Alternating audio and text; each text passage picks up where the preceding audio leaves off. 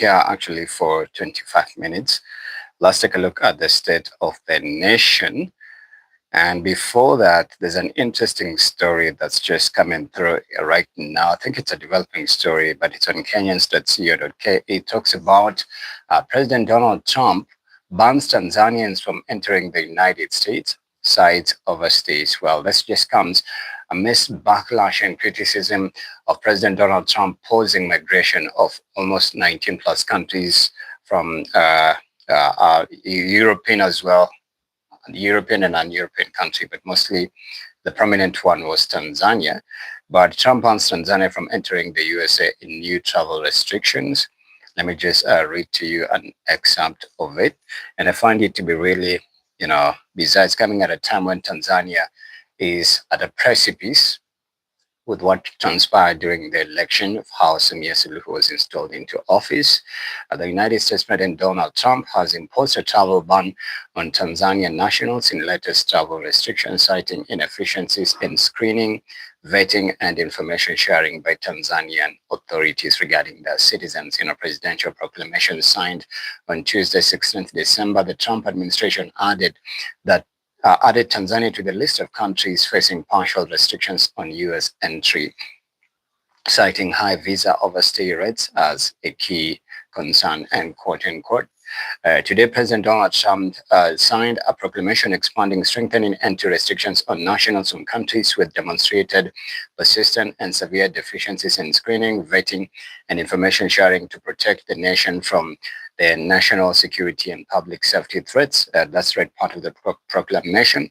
The restrictions and limitations imposed by the proclamations are necessary to prevent the entry of foreign nationals about whom the United States lacks sufficient information to assess risks they pose, garner cooperation from foreign governments, enforce immigration laws, and advance other important foreign policy national security objectives.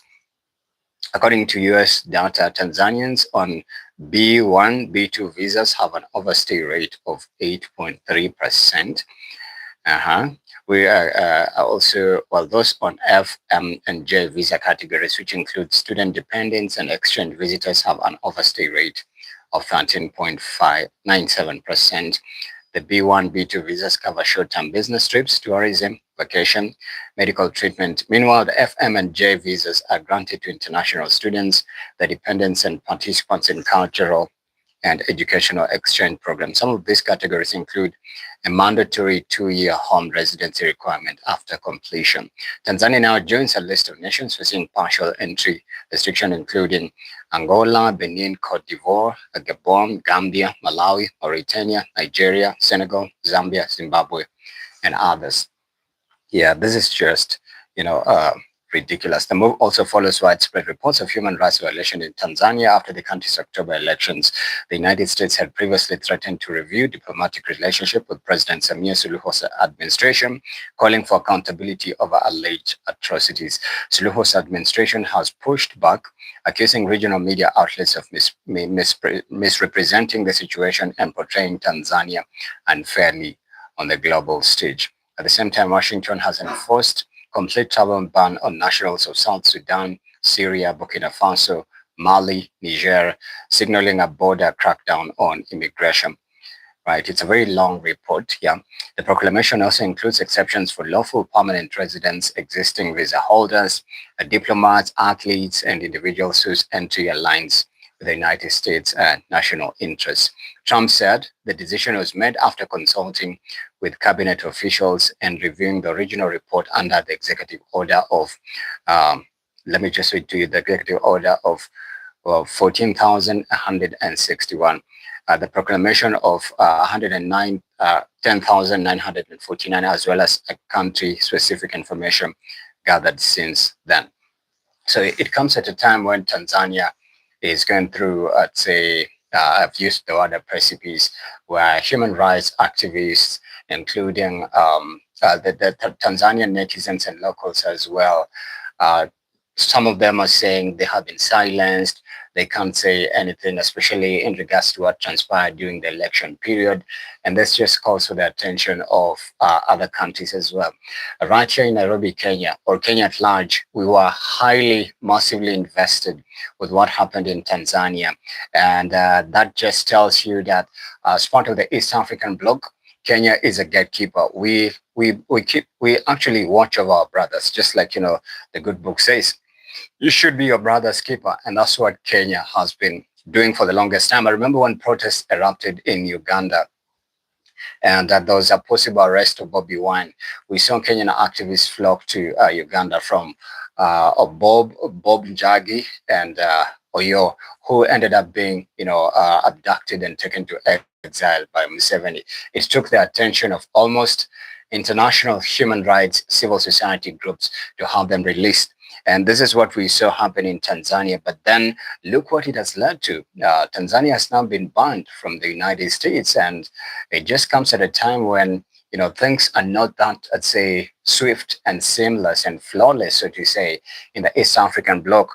Also, staring at 2026, remember in January, Uganda will be heading to the ballot. There'll be in the election period happening early, I believe it should be the first or the second week of January in 2026.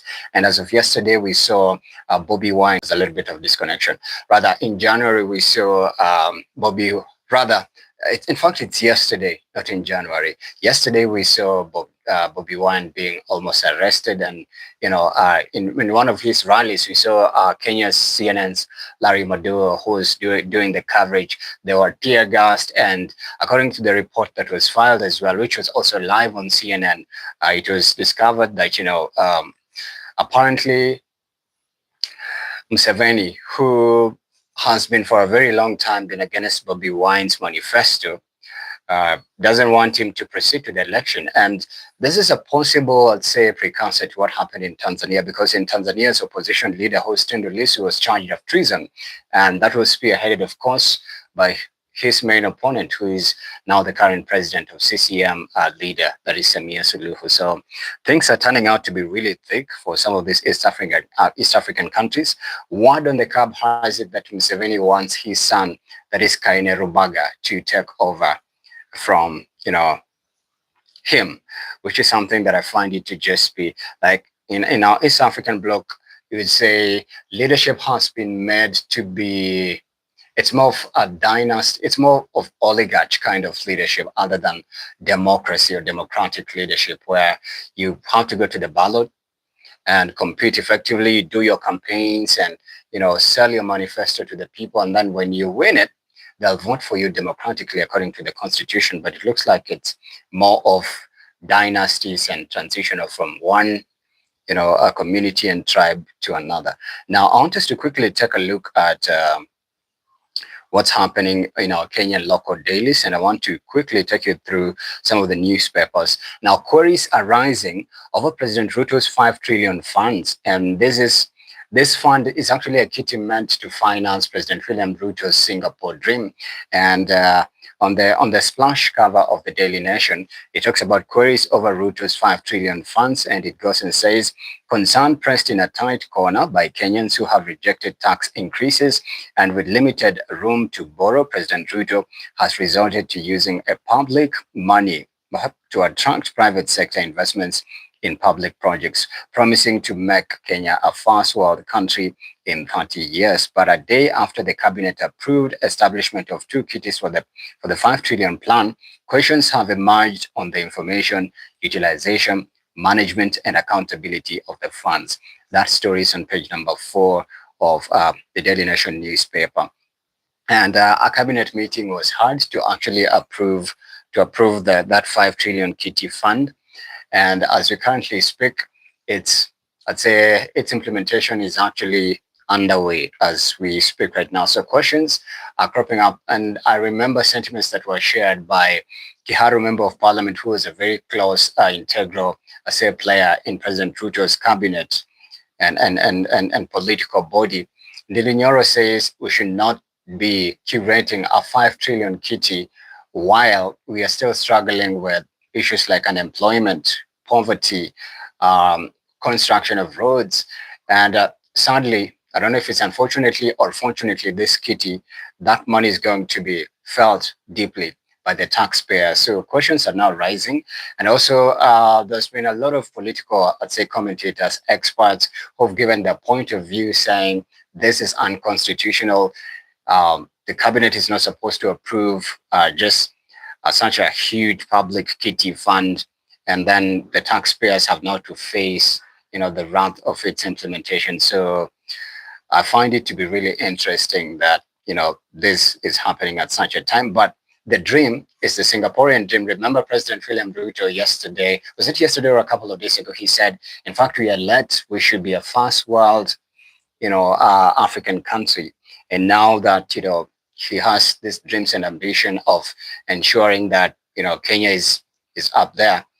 This is the nick of it. She says it's in the nick of time for us to birth and, reincarnate our Singaporean dream.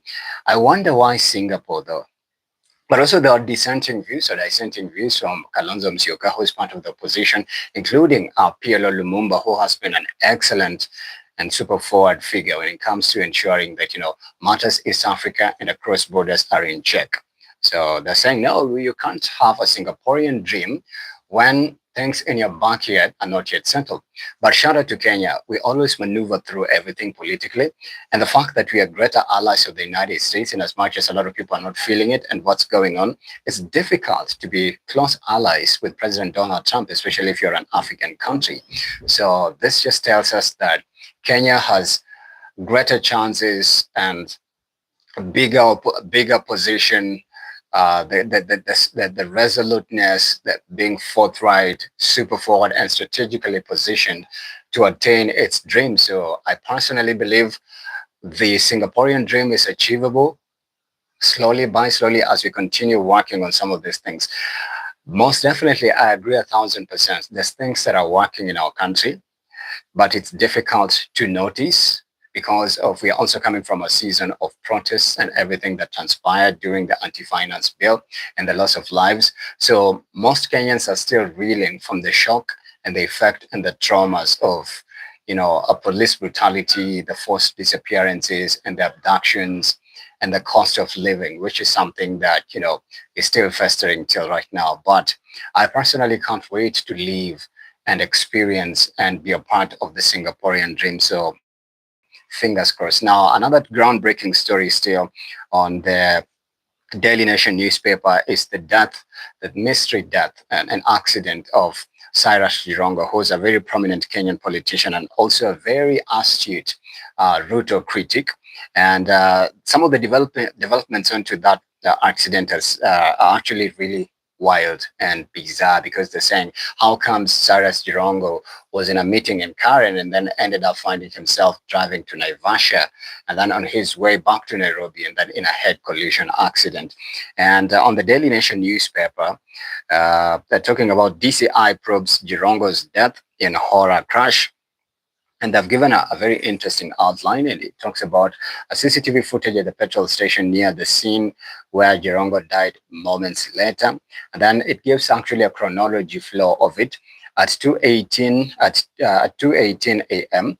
That is exactly on the mark. At 2 hours, rather at 2 with 18 minutes and 40 seconds, Jirongo's car drives into Igo petrol station from the Nairobi direction. He did not refuel. So it drove through. It was like a drive-through, maybe to debrief or maybe just relax. And then at 2:19 a.m. with 10 seconds, his Mercedes-Benz registration number KCZ 350C stops at the station's exit. And then down there at 2:19 a.m. exactly with the 19 seconds mark, Jirongo's car turns right, driving back towards the Nairobi direction. And then at 2:19 and 25 seconds a.m., CCTV captures Climax Company Limited PSB bus registration number KCU 576M ramming into his vehicle. So they're suspecting foul play here. Jirongo's vehicle is dragged about 25 meters from the point of impact. Bus stops about 50 meters away. and then as well as Karai area along the Nakuru-Nairobi highway on December 13th. That's on the top cover of the Daily Nation. And then down there it talks about ties that bind Moi, Ruto, Kirwa, and Jirongo. The story is on page number 2 and 3 of the Daily Nation. We will close the gap between the rich and the poor and lay a firm foundation for Kenya's transition to a first world economy. That's a story as well about Ruto, page number 7, where queries over Ruto's 5 trillion funds.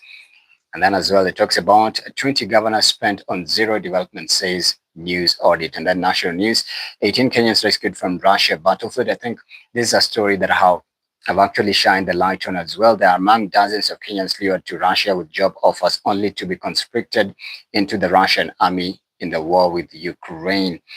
And then lastly, court co-parenting doesn't mean 50-50 financial contribution. A judge has held that shared responsibility does not imply an even split of financial costs, but a contribution proportionate to means. Interesting turnout of events right here. That's on the splash on the top cover of the Daily Nation newspaper. I'm almost done. And then on the People Daily, it talks about, is the state starving counties of devolution funds? And then Simba Arati Tosha, push to succeed Raila against momentum in ODM. And then on the Standard newspaper right here, it talks about the splash says questionable fund.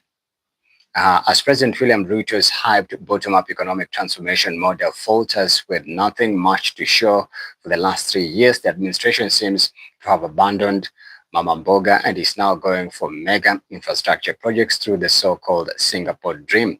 But despite Ruto selling his new pet strategy as Kenya's way into the first world, financial experts have questioned the creation of a national infrastructure fund and fear it is just another attempt to illegally transfer public assets into private hands. This continues to be a very massive debate. There's also a story about 18 rescued from Russian frontline. 18 families can breathe a sigh of relief after their loved ones who were previously trapped on the Russian war frontline returned home. Of the 18, 16 were assisted by Kenya's embassy in Russia, while 2 notified the embassy and found their own way back. The story is on page number 8 of the Standard newspaper. 5 trillion shillings infrastructure fund is where Ruto plans to rope in private sector investors with a 244 billion kind of shillings. That is what the state targets to raise through sale of Safaricom stake to Vodacom and advance dividends. And the inside call says, we received several queries, emails, and correspondences from Kenyans in distress in various military camps in Russia. Further, the mission continues to liaise with Kenyans in distress for evacuation. This is something that's going to actually be experienced a lot and ongoing. Military enlisting is happening in most of these developed countries because also they're running out of human labor. Number 2, most of them are preparing for an impending World War III. It is believed that it's something that's going to happen sooner. So what they're doing is they're reaching out now to African countries, because most African countries or developing countries are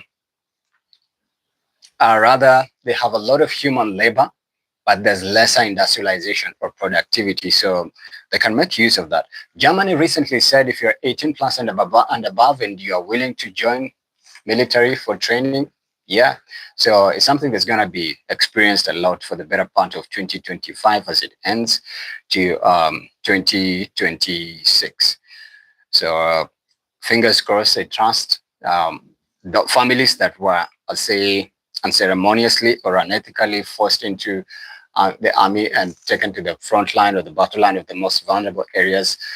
Thank goodness they're back, but please be careful because some of them are being lured as jobs, lucrative jobs, only to end up, being recruited in the army. And lastly, I want to finish up on this one. This one caught my attention. Actually, Kenya Airways KQ CEO Alan Kilavuka finally has exited KQ following expiry of his 6-year contract. That's according to the KQ board announcement. Alan Kilavuka also, from a statement from KQ board, says Kilavuka will be proceeding on terminal leave ahead of the expiry of his contractual tenure following 6 years of dedicated service at the helm of the airline. During his tenure, Mr. Kilavuka steered Kenya Airways with commitment and resilience through the COVID-19 turbulent times, implementing effective cost-saving measures, strategic initiatives that safeguarded the airline's operational viability. He subsequently oversaw growth in revenues, passenger numbers, numbers and flight volumes, reaffirming the airline's sustainability and competitiveness. That's part of the report. To ensure smooth transition, the KQ board has appointed Captain George Kamal, the company's chief operating officer, as the acting GMD and CEO effective 16th of December, so effective yesterday. The board will concurrently initiate a competitive recruitment process to appoint a substantive successor. Interesting, and shout out to and good luck, because KQ is our national carrier. And lastly, showbiz blogger Edgar Barry puts up his platforms for sale slightly over a week after being hit with cash 6 million Kenya shillings defamation bill. In a sale notice shared across his platforms, Barry has invited serious buyers to express interest in acquiring his BNN brand, which is widely known for covering and spotlighting local celebrities and public figures. And quote unquote, this is what he said: "For sale, BNN Limited, all digital assets, brand, data, and trademarks. Serious inquiries only. Deposit required." Read the notice. This new development follows a recent court judgment that found Obare liable for defamation and ordered him to pay lifestyle, fashion, and luxury travel content creator Bernice Nuna at least 6 million Kenya shillings. The court ruled that a series of posts and articles published by the blogger contained defamatory statements that adversely affected the model. I think this is the first, I'd say, Kenyan, is Bernice Nuna a celebrity? Yeah, or she's an influencer who's winning, right? So it's really sad because a lot of people have been going there for, hot piping tea on celebrities and scoops. There were halas going on in the country. It has always been available on the BNN. There's also a question of data, especially on the BNN Premium, saying some have exposed themselves to scammers, others are being also, manipulated and lied on.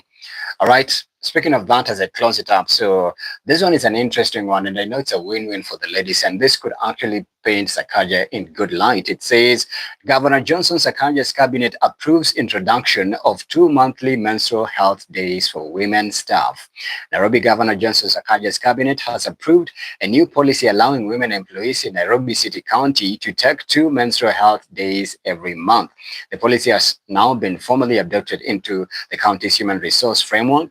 The decision has been made during a cabinet meeting chaired by Governor Sakaja, and also aims to support women's health, well-being, and productivity at work. The cabinet notes that menstrual health challenges, especially painful periods, affect a large number of women and can make it difficult to work effectively.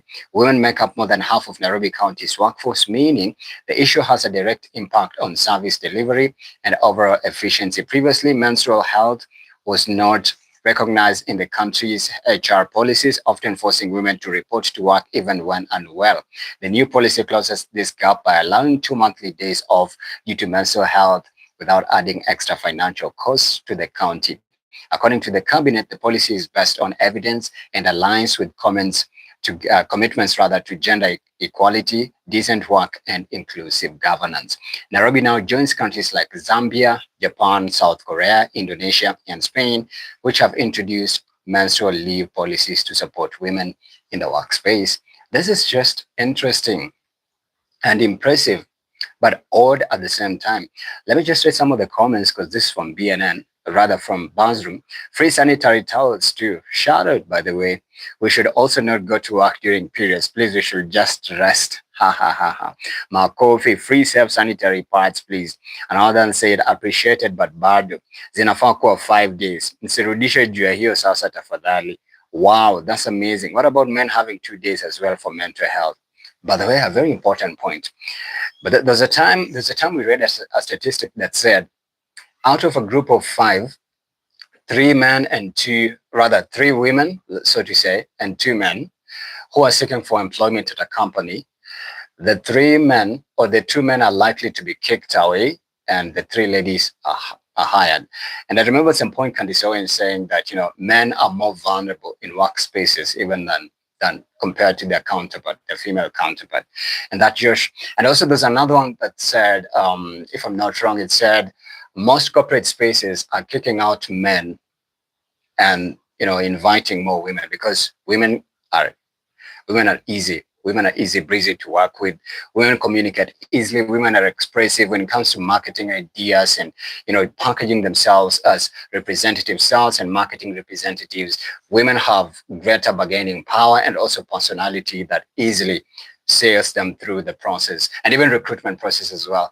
And also the boss is likely to be impressed by a beautiful lady compared to, builds man who could pose as a threat or even remind the boss of, you know, the wife's ex or something. So I think it's tougher. As time goes by, the lines are getting thinner for the men in the corporate space. And I can't wait to see what we're staring at in 2022 and 2027, 6 rather. It's either my mind thinks 2 times ahead or yeah, so I think it's impressive to see. But yeah, these are some of the top trending stories. I can't wait to see how Tanzania is gonna respond. I'm looking forward for President Samia Suluhu's response, especially on this President Donald Trump's ban. Also, I can't wait to see how the Singaporean dream, the Kenyan Singaporean dream, is gonna get banked. Also, I can't wait to see how, I'd say, in terms of what is the other story, Jirongo's murder or Jirongo's death, some of the details, some of the developments are going to actually shape the whole angle and the scope of this story, because at this point the family is heartbroken. And I remember as well my dad who was abducted and tortured. My dad was a government acting managing director of a government parastatal, so to say. So he was abducted and tortured, and he died mysteriously. And till today, we've not been briefed of, what exactly transpired. It's still a mystery. A lot has fallen apart. Mentally, we are healing pole pole. Personally, it took me a while. I fought through so many seasons. It took me a lot to heal. And so when I look at such a family going through that, my heart breaks on their behalf. The only thing I can say is prayers up and good luck. And we trust that the authorities are going to do their very best to ensure that if there's any foul play in this accident and what transpired, then the perpetrators will be brought to book. All right, and that marks the end of my briefings on the state of the nation right here on my channel. I'm not sure if I'll be able to do a recording today because next is I want to do some 1, 2, 3 things as I rest, and then we'll definitely pick up where we left off.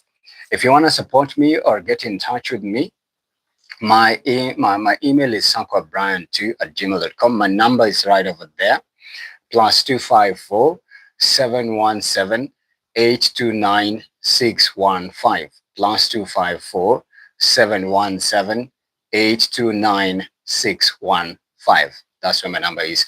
For any news, reactions, you want to support me, or you got a project or a collaboration or a product you want me to talk about at a cost or at a fee, please feel free to slide in there. And also, if you want to, let's say, if you got a project and maybe you need me to collaborate with or give it a shout out, please feel free to reach out on that number. Otherwise, I appreciate you guys and have a fantastic day ahead. Thank you so much for tuning in on the Brian Sako Show. I can't wait to see how this is going to pan